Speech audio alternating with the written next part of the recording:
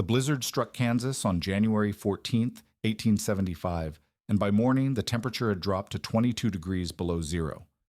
Inside a one-room sod cabin, 8 people huddled together in darkness, 7 children and 3 refugees whose fuel had run out. No fire burned. The cook stove sat cold in the corner. Yet the cabin held at 58 degrees. 1 mile south, an American settler named Patrick Doherty lay frozen beside his fireplace, dead from the cold his chimney had stolen all winter long. Katharina Kraus had built something her neighbors called useless, a massive brick structure that captured heat and released it for 12 hours without flame. This is how forgotten knowledge saved her family when American methods failed. The wind screamed across the Kansas prairie at 40 miles per hour, carrying snow so thick that Katharina Kraus could not see her own barn 20 feet away. Inside the one-room sod cabin, 8 people huddled in darkness. Her own, 7 children, and the 3 Penner children from the neighboring claim. The temperature outside had fallen to 22 degrees below zero, but inside the cabin held at 58 degrees. No fire burned. The cast-iron cook stove sat cold in the corner, useless without the fuel they could not spare. What kept them alive was the massive brick structure against the north wall, 7 feet tall, 4 feet wide, a white-plastered monument that radiated heat like a living thing. Katharina had fired it 6 hours ago with nothing but twisted prairie grass and dried cow chips. The flames had roared for 45 minutes, hot enough to make the children step back in fear. Then the fire had collapsed to ash. She had sealed the damper, and the bricks had begun their slow release of captured warmth. Her youngest daughter, 3-year-old Maria, coughed in her sleep. The fever had broken an hour ago. The child would live. 1 mile south, in a cabin with a proper American fireplace, a man named Patrick Doherty had run out of wood the night before. By morning, the search party would find him frozen beside cold ashes, his fireplace chimney still hungry for the heat it had stolen all winter long. But 4 months earlier, when Katharina had first proposed building her grandmother's Russian stove on the Kansas frontier, her neighbors had called it foolish. The Americans had laughed at the peasant oven. Even fellow Mennonites had questioned whether old country methods belonged in this new land. What none of them understood was that Katharina was not building a stove. She was building a survival machine, one her grandmothers had perfected across generations in the fuel-starved steppes of Russia. And by January of 1875, that machine would be the only thing standing between her family and the killing cold. Katharina stepped off the train in Newton, Kansas, on the 14th of September, 1874, and immediately understood that she had made a terrible mistake. The platform swarmed with 800 Mennonites unloading their lives from freight cars, battered trunks, wooden beds, cast-iron cook stoves that had survived the Atlantic crossing, fur coats that seemed absurd in the September heat. Her husband Jacob wrestled their belongings onto a handcart while their 7 children stood in a tight cluster, the oldest at 16 holding the youngest at 3. Katharina ignored the chaos. She stared west, past the raw lumber buildings of the railroad town, past the last fence post to the horizon. Nothing. Grass to the edge of the world. No trees. No hills. No shelter of any kind. In Russia, even the steppes had forests along the rivers, windbreaks planted by generations of farmers, villages clustered for mutual protection. Here the land lay naked under a sky so enormous it pressed down like a weight. She had crossed an ocean for this. 18 days on the steamship Cimbria from Hamburg, her children vomiting in their berths while the Atlantic rolled beneath them. A week on rattling trains from New York, watching the forests of the east thin and vanish, replaced by prairie that seemed to have no end. All of it to reach a land with no wood. Jacob appeared at her elbow, wiping sweat from his forehead. "The wagon will be here soon. The land agent says we can reach our claim by nightfall." "Where are the trees?" He did not answer. They both knew. Their claim lay 6 miles northwest in Spring Valley Township, McPherson County, 160 acres purchased from the Santa Fe Railroad for $380, $2.50 per acre, nearly everything they had brought from Russia. The deed was in Jacob's coat pocket, and Katharina understood with sudden clarity that the paper might as well be a death warrant. She had helped her mother maintain the Russian stove in their village home. She knew exactly what heating required. In the old country, they burned wood, peat, straw, dried manure, whatever. The land provided. The stove captured the heat and held it, releasing warmth for 12 or 20 hours from a single firing. But the stove required fuel, and fuel required a source. Here there was no source. The nearest timber stood along creek bottoms miles away, already being stripped by hundreds of desperate settlers. The railroad sold coal, but coal cost money they did not have, and hauling it 16 miles through winter snowdrifts would be suicide. An American fireplace, the kind Jacob's new friends praised, burned 8 to 12 cords of wood per winter. A cord cost $3 to $5 in Newton when available. That meant $24 to $60 just to avoid freezing. They had perhaps $50 remaining after the land purchase, and a fireplace devoured fuel anyway. Katharina had watched one burn in an immigrant house in Newton. The flames crawled up the chimney, and she could feel the heat escaping, sucked upward and out, warming the Kansas sky instead of the room. The math was impossible. There was no solution. "Mama?" Her eldest son, Johann, pointed toward a man approaching through the crowd. American clothes, American confidence, a man who belonged here. Elijah Thornton, county land agent, had the weathered face of someone who had survived things. He shook Jacob's hand with the automatic friendliness of a man who had welcomed 1,000 settlers and buried 100. His German was passable, learned from years of working with immigrants. "Kraus family. Good, good. Your claim is marked and waiting. 160 acres of the finest prairie soil in Kansas." He glanced at Katharina, at the children, at the pile of Russian belongings. "You folks brought cook stoves, I see. Good thinking. Cast iron holds up better than brick out here." "We will build a Russian stove," Jacob said. "Brick. My wife knows the method." Thornton's smile flickered. He looked at Katharina with the patient expression of a man about to deliver unwelcome news to someone who would not listen.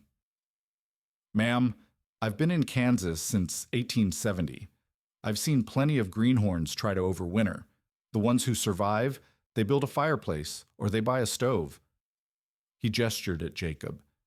"Your husband should be breaking sod, not playing brick mason.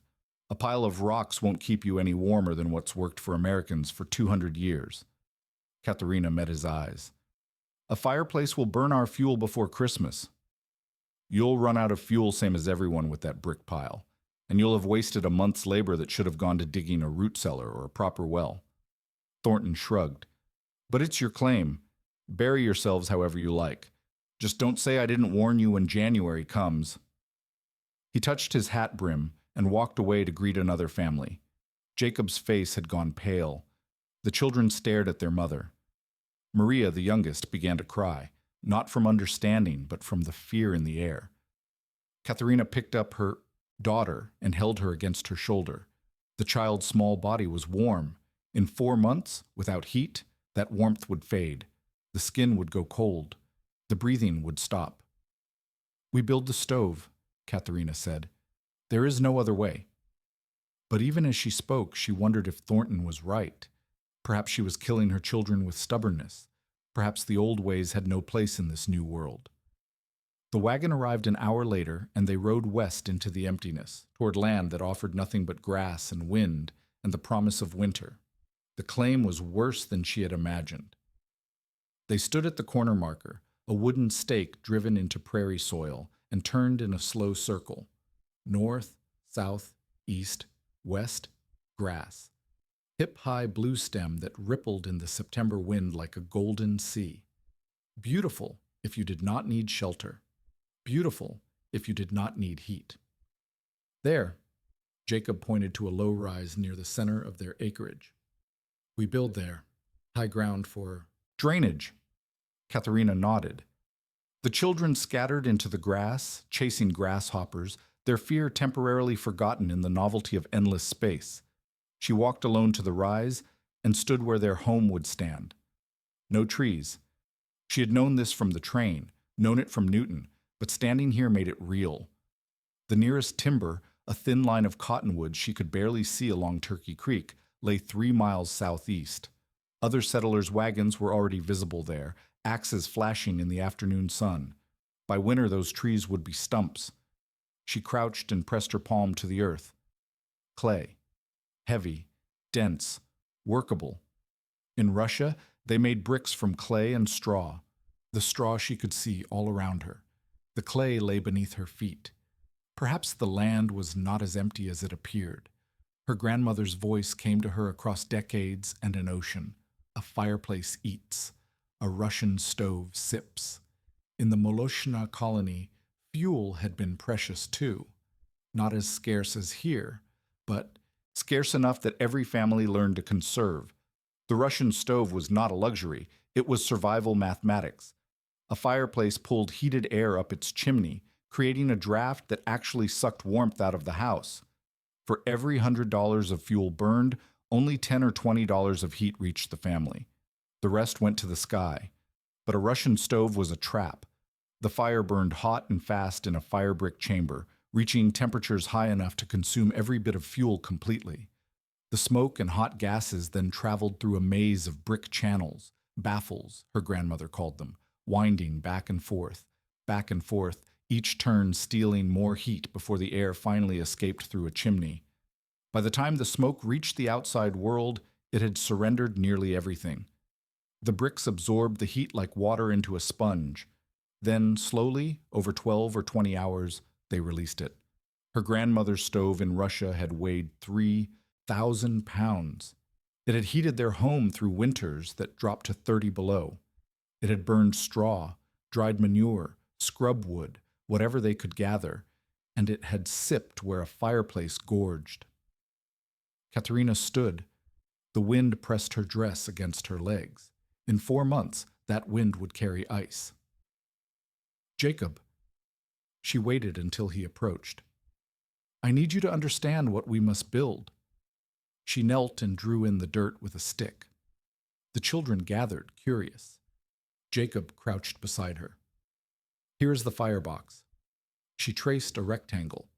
Fire brick inside, the hardest we can make. The fire burns hot and fast, hotter than any American fireplace. All the smoke, all the gas, must travel here. She drew a winding path back and forth, up and down, before it escapes. Baffles, channels. The longer the path, the more heat the bricks steal from the smoke. How many bricks?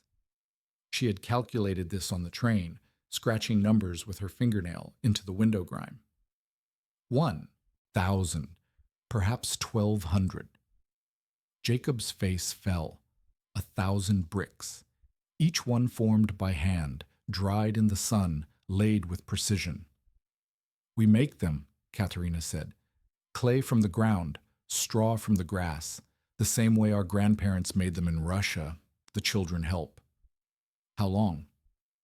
3 weeks, perhaps 4. Jacob looked west, toward the low sun. 3 weeks of brickmaking was 3 weeks not spent cutting sod for their house walls. 3 weeks not spent digging a well. 3 weeks not spent hauling what little wood remained along the creeks. If it doesn't work, it will work. But if it doesn't, we will have wasted the only time we have. Katerina touched his arm. If we build a fireplace, we will burn through our fuel before Christmas. If we buy a cast iron stove, we will burn through our fuel before Christmas. The only way we survive is to use less fuel. This stove uses 1/5 what a fireplace requires.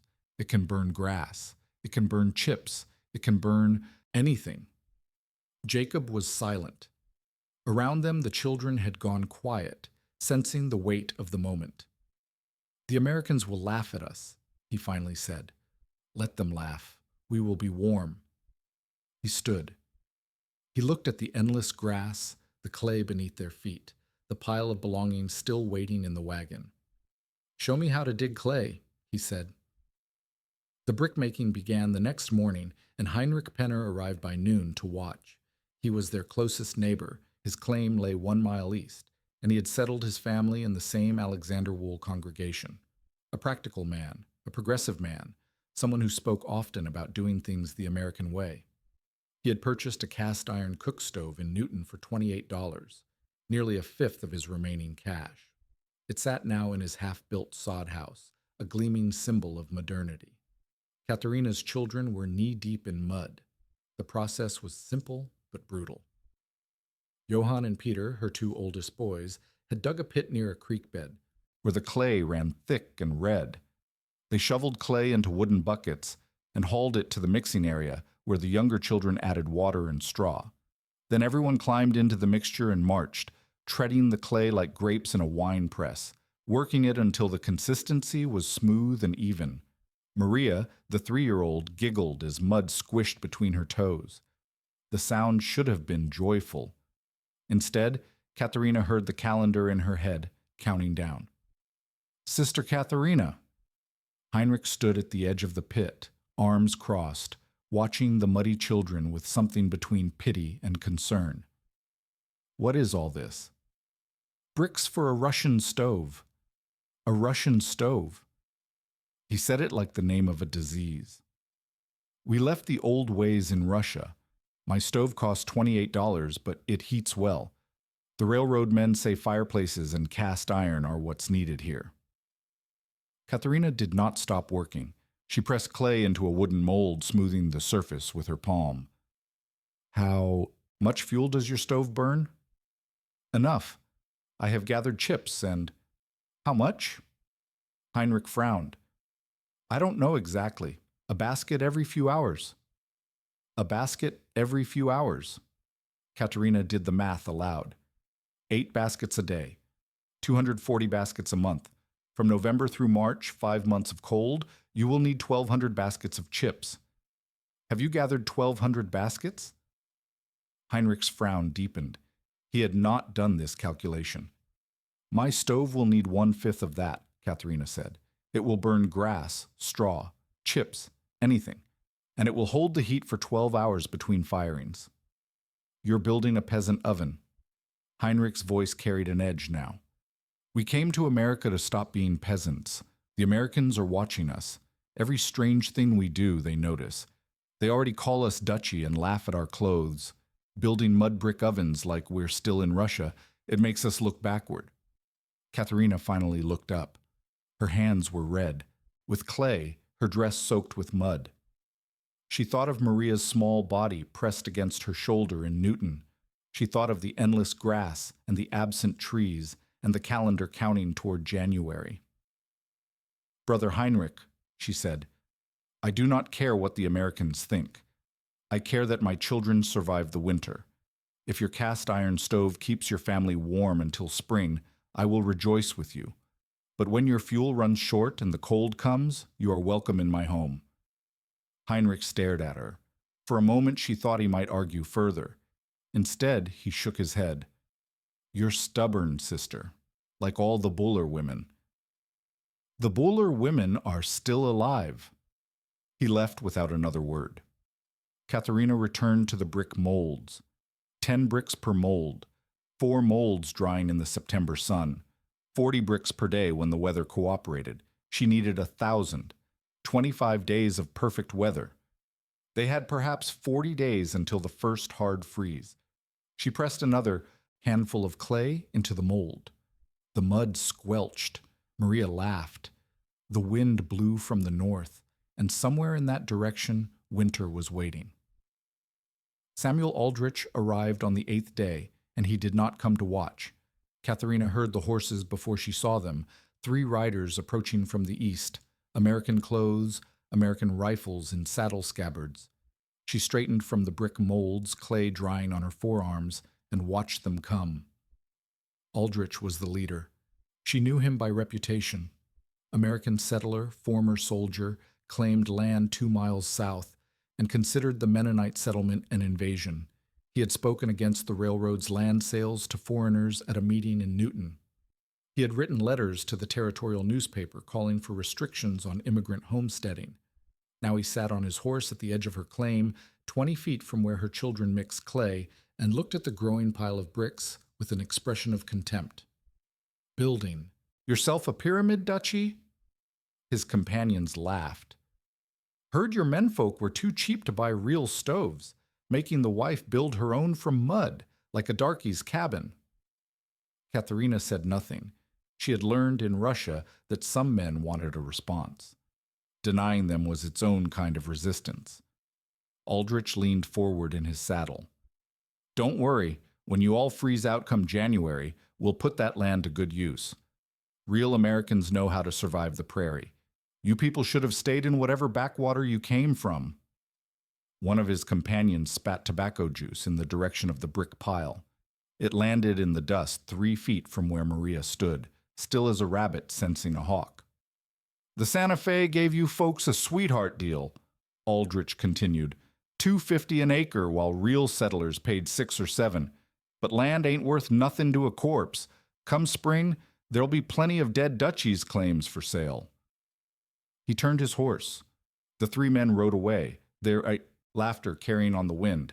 Katharina's hands were shaking, not from fear, from anger, the kind of anger that lived in her chest and burned like the fires she would build in her Russian stove. She breathed slowly until the shaking stopped. Mama? Johann stood beside her, fists clenched. At 16, he was nearly a man, and the instinct to protect his family blazed in his eyes. Should I? No. Katharina touched his shoulder. We answer him with survival, nothing else. She returned to the brick molds. The children returned to the mixing pit. The sun continued its arc toward the western horizon, and somewhere beyond it, Samuel Aldrich was betting on their deaths. 300 bricks sat drying in neat rows. 700 more to go. October arrived with rain, and the disaster came on the 4th day. Katharina woke to the sound of water, not falling, but pooling, running, gathering in rivulets that flowed across the packed earth toward the brick field. She threw off her blanket and ran outside in her nightdress, bare feet splashing through mud. The unbaked bricks, the ones still drying, still soft, had become a brown slurry. 3 days of work. 50 bricks. Dissolved. She stood in the rain and watched her survival melt into the Kansas soil. By the time Jacob emerged from the wagon where they still slept, Katharina had already done the calculation. They had 470 bricks cured and solid. They needed at least 900 for the design she had planned. The rain might last another day, perhaps 2. Every day of rain was a day of no new bricks and a day closer to the freeze. How bad? Jacob asked. We lost 50. We have 470. Can we build smaller? Katharina closed her eyes. A smaller stove meant less thermal mass. Less mass meant faster cooling, more frequent firings, more fuel consumed. The mathematics curved toward failure. I will redesign, she said. We build what we can. For 3 days, the rain continued. The children, huddled under canvas stretched between the wagon and a makeshift frame. Jacob paced like a caged animal. Katharina sat with the stick, drawing plans in the mud that washed away, drawing again, calculating mass and channel length and fuel efficiency. On the 4th day, the rain stopped. On the 5th day, the sun returned, and they began again. But now the calendar was worse. October 7th. Perhaps 4 weeks until hard freeze. They needed 430 more bricks to reach the minimum, a stove smaller than she wanted with less thermal mass, shorter channels, faster cooling. It would require more firings than her grandmother's design. More fuel. It might not be enough. 40 bricks a day, Johann said, reading her thoughts. 11 days for the bricks. Then we build. How long to build? 2 weeks, if nothing goes wrong. That's 25 days. First freeze comes. I know when the freeze comes. They worked. The pace became brutal. Katharina woke before dawn to fire the brick kiln they had improvised from sod and hope. Jacob dug clay until his hands bled, then wrapped them in cloth and dug more. The children hauled water from the creek in a chain, bucket to bucket, youngest to oldest, Maria carrying a pail half her size. Day 8, 530 bricks. Day 10, 590. Day 12, 640. On day 15, a man appeared on the horizon, not American, not threatening. An old Mennonite walking with a cane, his beard white against weathered skin. Peter Weddell's cousin from the Hoffnungsau settlement, 4 miles north. He said nothing at first, just watched Katharina shape a fire brick for the firebox lining. The damper placement, he said, his voice cracked with age. Here, not there. Katharina looked up. The old man's eyes held knowledge that came from decades, not from books or plans, but from cold winters and failed designs and families that froze, and families that survived. You built stoves in Russia, she said. 40 years. He lowered himself to the ground beside her, joints creaking. Your channel design is good, but the damper, miss the damper, the heat escapes. I watched 3 families freeze in the winter of 1851 because of damper placement. He stayed for 5 days. He did not ask for payment. He worked alongside them, his old hands surprisingly steady, his eye for brick alignment sharper than Katharina's own. When he left, walking back toward the northern horizon, Katharina tried to thank him. We help each other, he said. It's who we are. It's how we survive. Day 20, 840 bricks. Day 23, 900. Day 24. The last brick dried. The stove itself took 11 days to build, foundation to bare earth, first course laid with prayer and precision, channels winding through the mass like a maze designed to trap heat and hold it hostage. Jacob built the sod house around it while Katharina built the stove within, the 2 structures rising, together until they merged into a single organism. November 10th. The first skim of ice appeared on the water bucket. The stove stood finished against the north wall, 7 feet tall, 4 feet wide, 4 feet deep. Whitewashed in the Russian tradition. A warming shelf above where a sick child could sleep. A bake oven built into the side. 2,000 pounds of brick and clay, and hope. The moment of truth arrived at dusk. Katharina loaded the firebox with twisted straw and dried chips. Her hands trembled, not from cold, but from the weight of everything that depended on the next hour. The children gathered. Jacob stood in the doorway. Even the livestock in the attached barn seemed to hold their breath. She struck a match. The fire caught. It roared. The flames climbed and swirled, hotter than any fireplace, hot enough to make the children step back. The temperature inside the firebox climbed past 1,000 degrees. The clay glowed. The straw vanished in minutes, replaced by more. Straw, then chips, the fire-consuming fuel at a rate that seemed catastrophic. It's eating everything, Jacob said, his voice tight. Wait, watch. 45 minutes.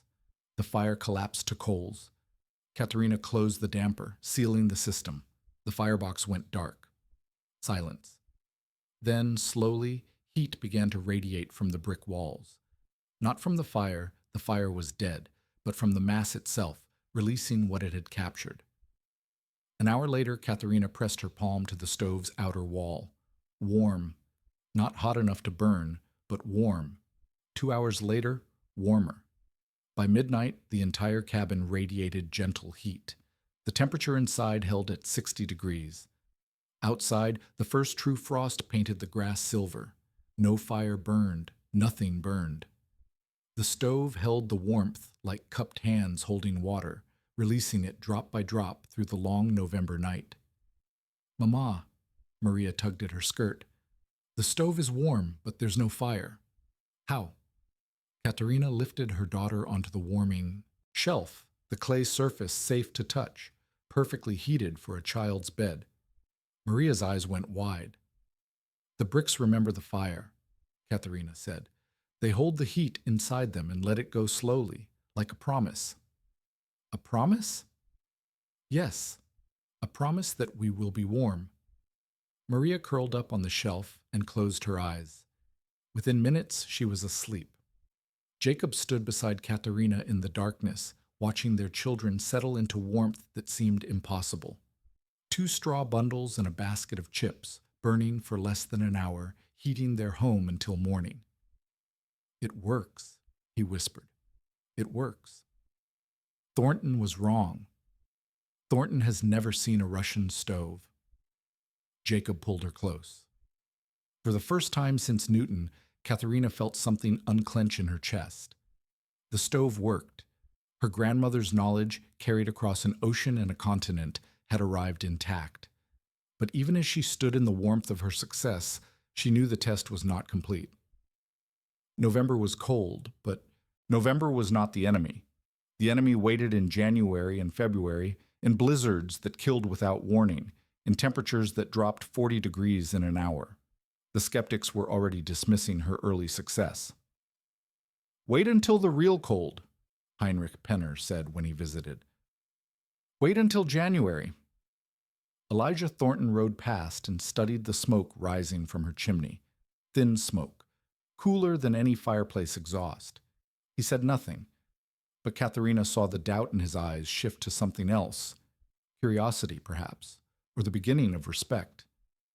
Samuel Aldrich did not visit, but she heard his words echoing across the settlement, carried by other voices.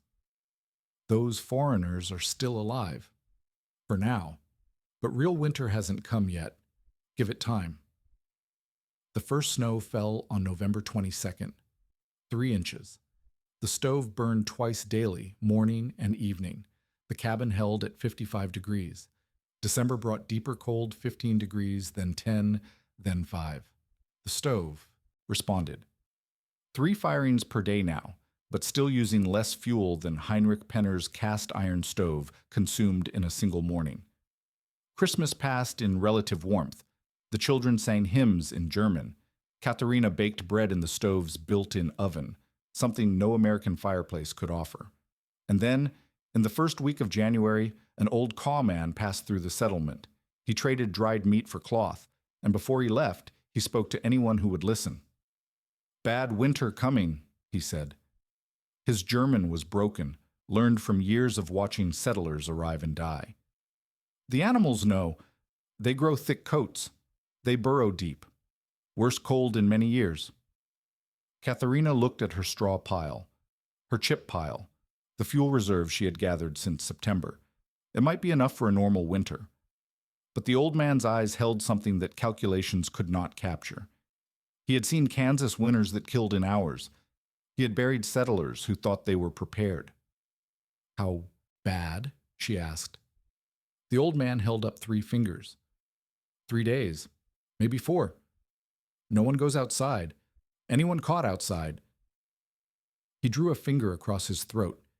He left the next morning, heading south.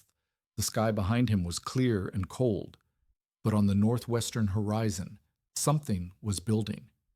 The days after the caw man's warning passed in deceptive calm. The sky stayed clear. The temperature hovered around 0, cold, but manageable.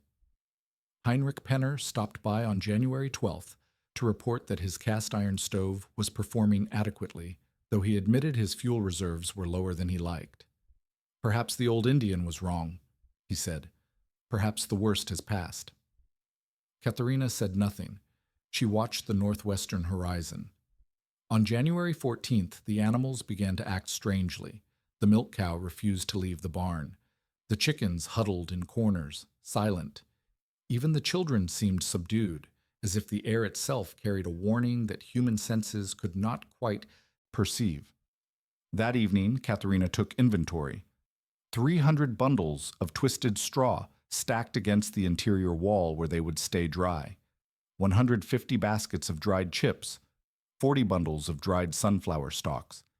Enough, by her calculations, for 6 weeks of normal firings. But the caw man had not warned of normal.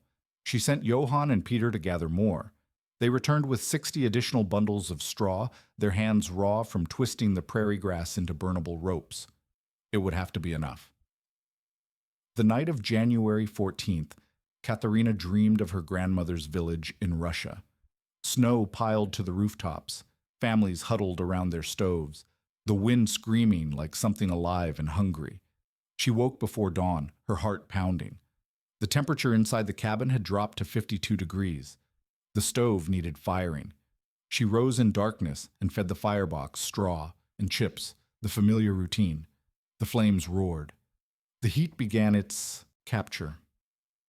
By the time the children woke, the cabin had climbed back to 58 degrees. Outside, the sun rose into a sky that seemed too blue, too bright. The air was still, unnaturally still. Mama. Johann stood at the window, staring west. Look. On the horizon, where sky met prairie, a line of yellow-gray had appeared. It stretched from north to south as far as the eye could see, and it was moving. Katharina had never seen anything like it. In Russia, storms approached with warning, clouds building, wind rising gradually, temperature dropping over hours. This was different. This was a wall. Get the animals inside, she said. Now, everyone, move. The next 2 hours became a blur of desperate preparation. Jacob and Johann herded the cow and the pig into the attached barn. Peter hauled water from the well, bucket after bucket, filling every container they owned. The younger children gathered fuel and stacked it within arm's reach of the firebox. Maria clung to Katharina's skirt, her small face pale with fear she could not name. By noon, the wall had grown. It filled the northwestern sky, a churning mass of gray and white that seemed to swallow the horizon. The temperature had already begun to drop, 20 degrees in the past hour. At 12:30, the wind arrived. It did not build. It struck. One moment, the air was still. The next, a howl rose from nothing to a scream, and the cabin shuddered as if struck by a giant's fist. Snow came with the wind, not falling but flying horizontal, driven with such force that it sounded like gravel against the sod walls. Katharina slammed the door and threw the bar across it. Through the single window, she could see nothing but white. The blizzard had come. The first night was the worst, because no one knew how long it would last. The temperature inside the cabin dropped as the wind found every crack, every gap, every weakness in the sod construction. Katharina fired the stove at 3 in the afternoon, again at 9, again at 2 in the morning. Each firing consumed more fuel than usual. The cold was aggressive, hungry, pulling heat from the walls faster than the stove could replace it. By dawn, if dawn existed beyond the howling white, the interior temperature had stabilized at 54 degrees, cold enough to see breath, warm enough to survive. The children slept in a pile near the stove, sharing body heat the way their ancestors had shared it in Russian winters. Jacob kept watch at the window, though there was nothing to see. Katharina counted fuel. 260 bundles of straw remaining, 120 baskets of chips. At this rate of consumption, 4 firings per day instead of 2, she had perhaps 18 days of fuel.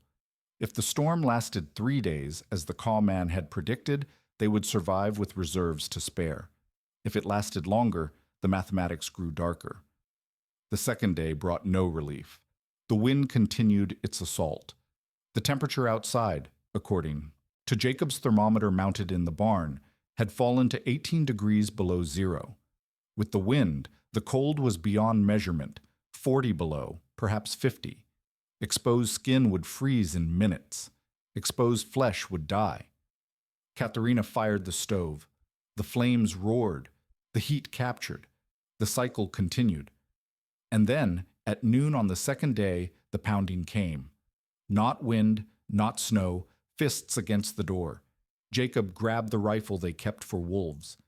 Katharina moved the children behind the stove. Johann lifted the bar. Heinrich Penner fell through the doorway. His face was white with frost. His beard had frozen solid. His wife Martha stumbled in behind him, carrying their youngest, a 2-year-old boy whose lips had turned blue. 2 more Penner children followed, their eyes wide with terror. "Our fuel," Heinrich gasped. "Gone. The stove went cold at dawn. We had no choice." A mile through a blizzard. 5 people, 3 of them children. They should be dead. "Close the door," Katharina said. "Get them near the stove." Heinrich collapsed against the warm bricks, weeping. Martha pressed her son's frozen hands against the clay surface, rubbing desperately, trying to force blood back into the pale fingers. The Penner children stood shivering, too shocked to cry. 8 people now. 5 children and 3 adults, 1 stove. Katharina recalculated. 4 firings per day for 5 people had been manageable. 8 people would generate more body heat. That helped, but they would also open the door more, cook more food, consume more resources. Call it 5 firings per day, perhaps 6 if the cold worsened. At 6 firings per day, her fuel would last 12 days. The storm was not yet 2 days old. "How did you make it?" Jacob asked Heinrich. "A mile in this?" "We followed the fence line, hand over hand, the children tied to us with rope." Heinrich's voice cracked. "I thought we would all die. I thought—" He looked at Katharina, at the stove that radiated warmth, without flame, at the pile of fuel stacked against the wall. "I was wrong. About everything. I'm sorry." "You're alive," Katharina said. "That's what matters now." She did not add, "for now." The 3rd day brought Maria's fever. The child woke coughing, her forehead hot beneath Katharina's palm. The transition from playing outside 2 days ago to the brutal cold of the storm, the shock had settled in her lungs. Each breath rattled, each cough brought tears. Katharina had seen this before, in Russia. Children with lung fever needed warmth, consistent, steady warmth. Temperature fluctuations made everything worse. If the cabin grew cold and then warm, cold and then warm, the child's body could not fight. The stove had to hold. She increased the firings to every 4 hours. The fuel consumption climbed. But Maria needed heat, and Maria would have heat. Heinrich took over the fire duties, his guilt driving him to work.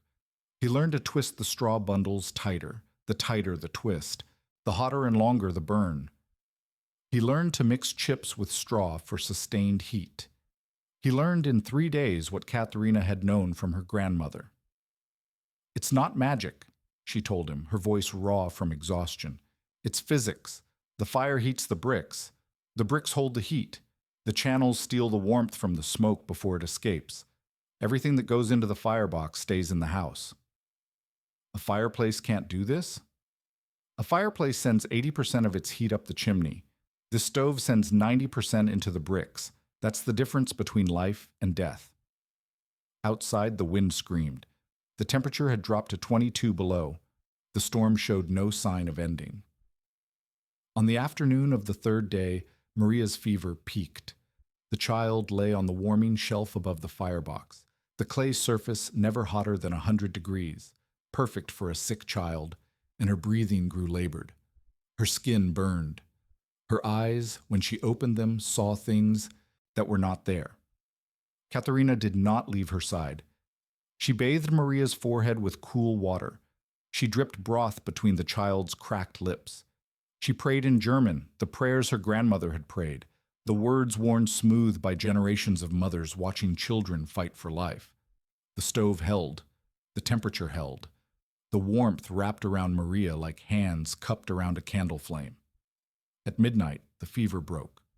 Maria's eyes opened, clear and present, and she asked for bread.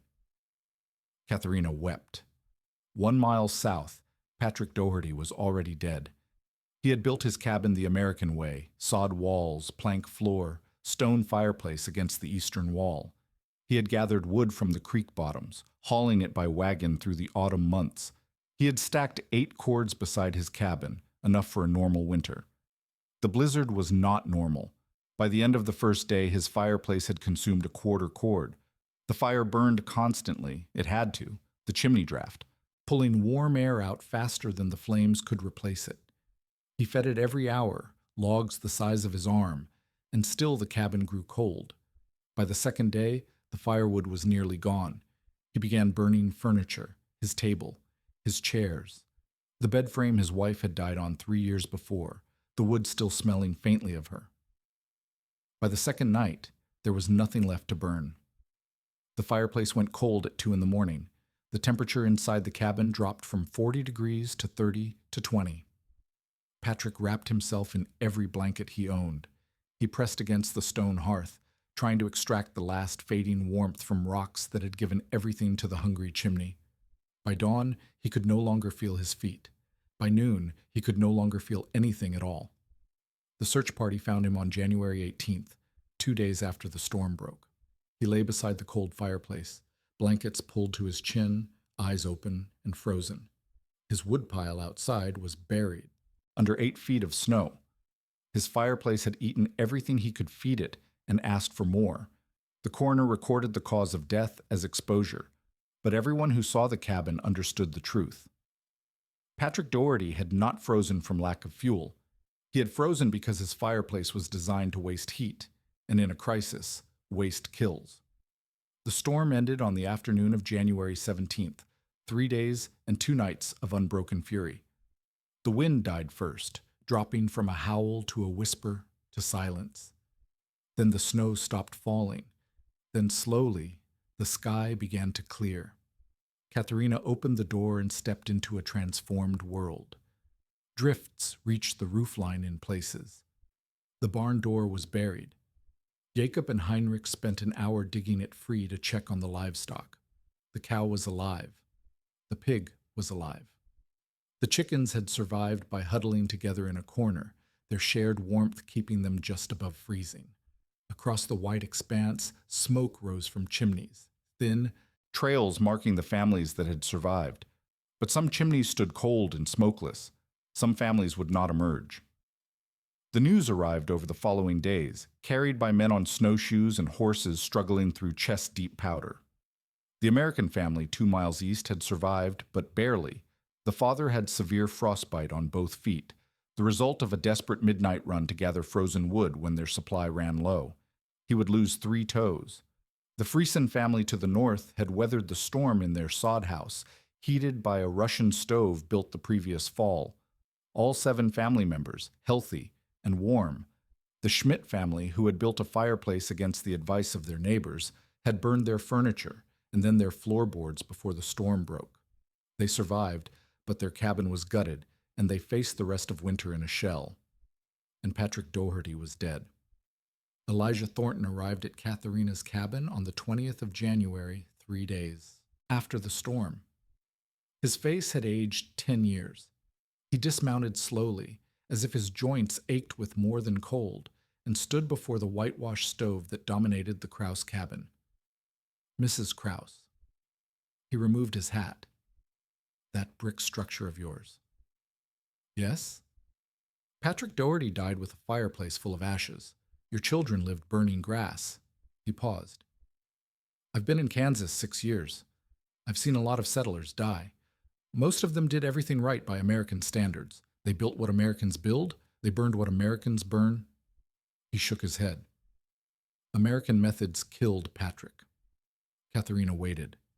She had nothing to say, nothing to prove anymore. Could you teach me? Thornton asked. How to build one of these? I'll pay whatever you ask. I'm not going to watch another man freeze beside a fireplace that stole all his heat. There's no need for payment, but you'll need 1,000 bricks. I'll show you how to make them. Thornton nodded. He looked at the stove again, at the children playing near its warmth, at Maria sleeping on the heated shelf where she had fought her fever and won. I told you this was a waste of time, he said. I told you to build a fireplace. You did. I was wrong. He put his hat back on. I'll start gathering clay tomorrow. He left. Katharina watched him go, then returned to the stove and began preparing the evening firing. The routine continued. The heat continued. Life continued. Heinrich Penner did not return to his own cabin for 3 days. When he finally gathered his family to leave, he stood before Katharina with his hat in his hands, unable to meet her eyes. I called it a peasant oven, he said. I said we came to America to stop being peasants. You were trying to give your children a new life. That isn't wrong. I was trying to forget where I came from. That was wrong. He finally looked up. Teach me to build it. The Russian stove. For my wife. For my children. I don't care what the Americans think anymore. I care that my family survives. Come back in spring, Katharina said. When the ground thaws for brick making, I'll teach you everything my grandmother taught me. Heinrich nodded. He gathered his family. They walked home across the snow through a world that had tried to kill them and failed. Samuel Aldrich never acknowledged that he was wrong. He rode past the Krause claim in February, his face hard as flint, and said nothing. But Katharina noticed that he stopped making predictions about dead duchies and available land. The Mennonite families had survived. His gleeful anticipation had come to nothing. She heard later that he had sold his claim and moved to Colorado. Perhaps the Kansas prairie had broken something in him, not the cold, but the humiliation of watching foreigners survive what he had hoped would destroy them. She did not gloat. She had no energy for gloating. There was only the work, firing the stove, feeding the children, planning for the next winter. But the word spread, as truth tends to spread when survival is at stake. By the following September, 17 Russian stoves stood in the Alexanderwohl settlement. Katharina spent her summer teaching, brick dimensions, channel design, damper placement, all the accumulated wisdom of generations compressed into lessons she gave freely. Heinrich Penner built the second stove with his own hands, Katharina guiding him through each course of brick. By the winter of 1876, 34 stoves warmed Mennonite homes across McPherson County. American settlers began asking questions. A few began building their own, hiring Mennonite craftsmen to supervise the work. The Santa Fe Railroad, ever alert to anything that kept settlers alive, dead settlers paid no shipping fees, included mention of the Mennonite heating method in their promotional materials. Immigrant families arriving from Russia brought their own stove knowledge, and the tradition deepened, spreading through the Kansas settlements, like warmth through brick. Katharina lived to see the 19th century end and the 20th century begin. She buried Jacob in 1891. His heart gave out during spring planting, the Kansas soil he had worked for 17 years finally pulling him down into itself. She did not remarry. The children were grown by then, scattered across Kansas and Nebraska and the new territories to the west. Each of them, every one, had learned to build a Russian stove. Her grandchildren called her Grandmother Brick, a name that made her laugh and then cry when she thought about it too long. She had crossed an ocean with nothing but knowledge and stubbornness. She had built a survival machine from clay and straw. She had kept her children alive when the land itself seemed determined to kill them. The Krause house became a landmark in the settlement. Visitors came to see the original stove, still standing, still functional, its whitewashed surface yellowed with age, but its bricks holding heat as efficiently as the day they were laid. Katharina showed them the firebox, the channels, the damper that the old man from Hoffnungsau had helped her place correctly. "The fire burns for 1 hour," she would say, her voice thin but steady. "The warmth lasts for 12. That's the secret. Not fighting the cold, but capturing the heat." She died in 1903, in January, during a blizzard that would have killed her in 1875, if not for the stove she built.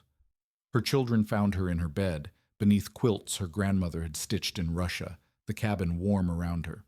The stove had been fired that morning by a neighbor's son who checked on her daily. Even in death, the bricks held their promise. The Russian stove did not conquer America. Cast iron improved. Coal became cheaper. Railroads brought fuel to places that had none. Central heating emerged, and oil furnaces, and natural gas systems that required no bricks at all. But the knowledge did not disappear. It went underground, preserved in Mennonite communities, in museums, in the memories of families who survived because their grandmothers understood thermal mass.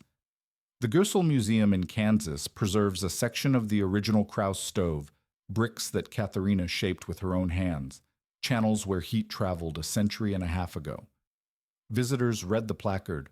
Some understand. Most do not. In the 1970s, when the oil crisis reminded Americans that fuel was finite, masonry heaters experienced a revival. Engineers rediscovered what Russian peasants had known for centuries, that storing heat in mass was more efficient than burning fuel continuously. The numbers proved what Katharina's grandmother had taught without numbers: 80 to 90% efficiency compared to 20% for an open fireplace. Today, in homes across North America and Europe, masonry heaters stand as monuments to captured heat. Their builders may not know the name Katharina. Krause. They may not know about the blizzard of January 1875, about Maria's fever and Heinrich's conversion and Patrick Doherty frozen beside his fireplace. But they use her principle. They trust her physics. They benefit from knowledge that survived because one woman refused to forget it. Return, one last time, to the cabin on the Kansas prairie. It is January. The wind howls across 1,000 miles of open grassland, carrying snow that flies horizontal, striking walls like gravel. The temperature has fallen so far that the numbers no longer matter. Cold enough to kill, cold enough to end everything. Inside, a stove stands against the north wall. No fire burns. Nothing burns. But the bricks radiate warmth, gentle and steady, heat captured hours ago and released now in the moment of greatest need. A child sleeps on the warming shelf, her fever broken, her breathing easy. Her mother watches from a chair nearby, hands finally still after days of constant work. Mother does not know that her stove will become a museum piece. She does not know that her method will be rediscovered and forgotten and rediscovered again across centuries. She does not know that engineers will eventually validate with equations what she knew from her grandmother's hands. She knows only that her children are alive, that the heat holds, that she built something that works when everything else fails. Outside, the storm screams. Inside, the warmth endures. A fireplace eats. A Russian stove sips. And sometimes, when the new world has forgotten everything the old world knew, one woman's stubbornness is enough to remember.